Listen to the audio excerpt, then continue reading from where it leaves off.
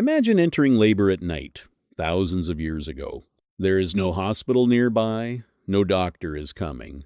There are no antibiotics, no blood transfusions, no surgical lights, and no emergency room. Outside, the darkness is filled with predators. The nearest shelter may be a cave, a hut made of branches, or a circle of animal hides. Inside, a woman is about to face one of the most dangerous moments of human life. And yet, she is not necessarily alone. Because long before medicine became a profession, human beings had already discovered the most important survival tool in childbirth: other human beings. Giving birth has never been simple for our species. As our ancestors began walking on two legs, the human pelvis changed. At the same time, human brains gradually became larger. This created an unusually difficult passage. A large-headed baby had to move through a birth canal shaped by the demands of upright walking. But the old explanation of a simple battle between walking and brain size is no longer considered the whole story. Human childbirth was shaped by many forces at once: anatomy, nutrition, climate, disease, physical activity, fetal growth, and the health of the mother. The result was a birth process requiring the baby to turn as it moved through the pelvis. Unlike many other primates, a human infant usually emerges facing away from the mother. Reaching down and safely guiding the baby alone can therefore be difficult. This may explain one of the most important developments in human history. Women began helping other women give birth. We may never know exactly when the first assisted birth occurred. Childbirth leaves little direct evidence in the archaeological record. There are no written reports from the Stone Age, and most of the knowledge surrounding birth was probably transmitted through observation, memory, and spoken instruction. But childbirth assistance is found across human societies. Anthropologists believe that some form of cooperative birth may have existed for an extremely long time. The first birth attendants were not doctors in the modern sense. They had no textbooks and no understanding of bacteria, blood pressure, or oxygen levels. But they possessed something that could be equally valuable in a world without formal medicine experience. They had watched previous births. They knew that labor could last for hours. They recognized the difference between normal pain and signs that something was going dangerously wrong. They learned which positions appeared to help the mother, how to support her weight, how to receive the infant, and how to react when the baby did not immediately breathe. This knowledge was imperfect, and not every method was safe. Some traditional practices probably saved lives. Others may have caused infection, injury, or poisoning. Prehistoric communities were not protected by some forgotten miracle cure. Their advantage was accumulated experience. Every birth became a lesson. Every surviving mother carried information. Every older woman who had witnessed many deliveries became a living archive.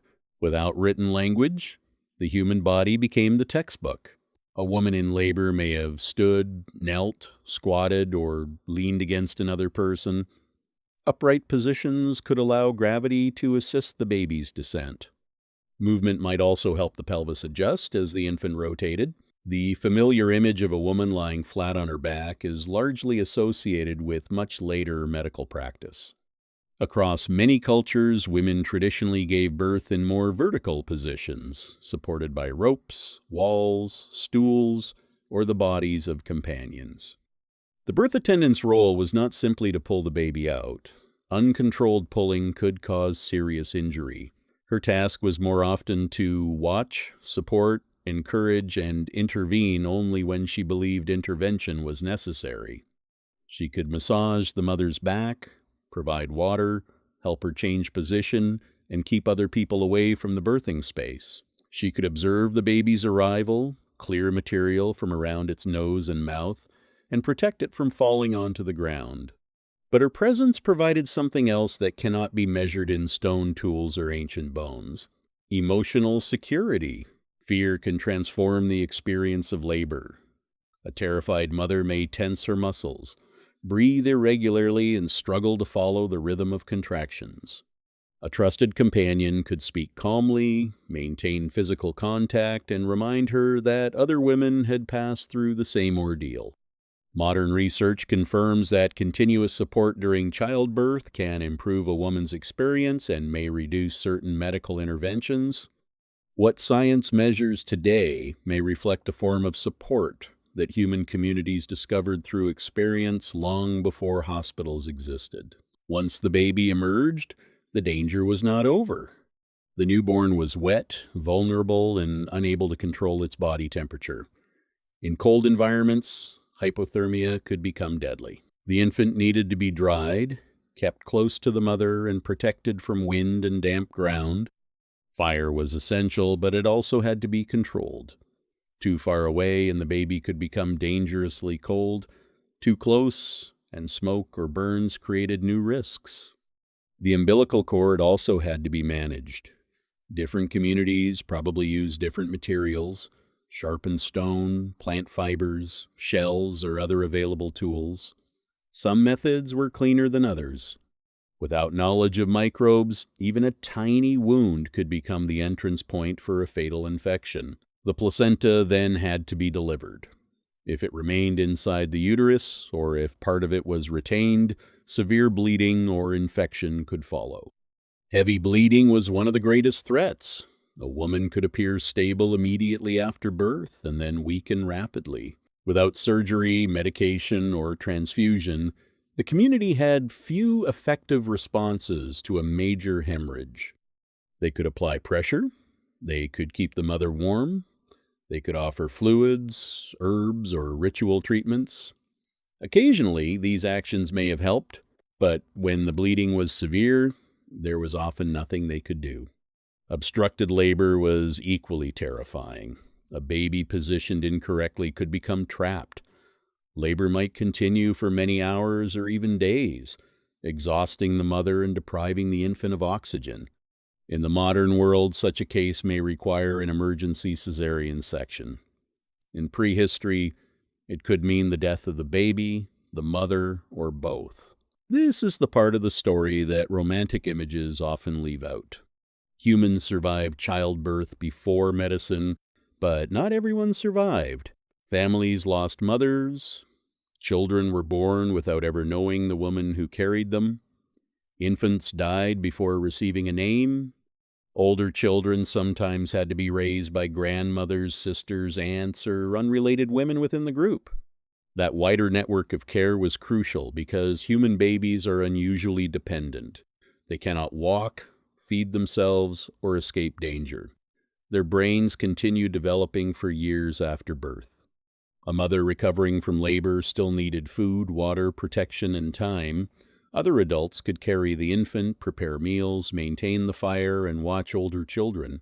In many communities, women other than the biological mother may even have breastfed an infant when the mother was ill, absent, or dead. Shared care did not remove the tragedy of maternal death, but it gave some babies a second chance. This system of cooperative parenting may be one of the hidden reasons our species endured. Human survival was never based only on the strength of an individual mother. It depended on the knowledge and cooperation of the group. As communities settled and farming expanded, childbirth did not automatically become safer. Permanent settlements could offer more food storage and more people to help, but they also brought new dangers. Infectious diseases spread more easily. Diets sometimes became less varied. Heavy labor, nutritional deficiencies, and closely spaced pregnancies could weaken women before labor even began.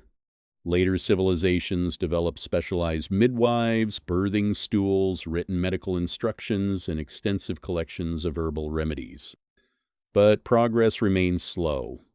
For most of human history, childbirth still took place at home, surrounded by relatives and experienced women.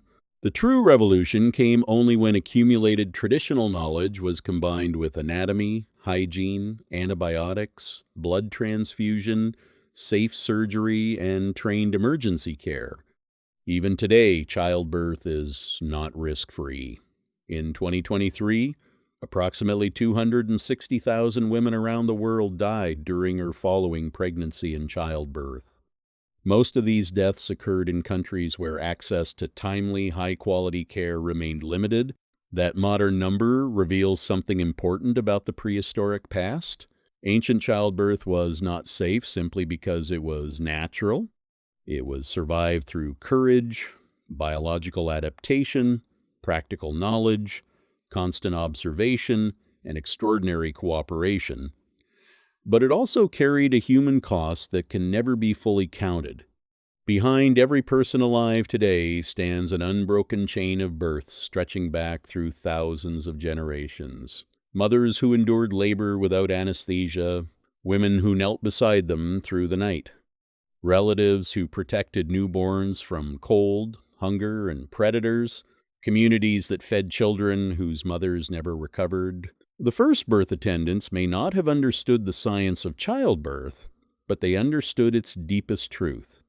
At the moment when a new human being entered the world, survival depended on someone being there.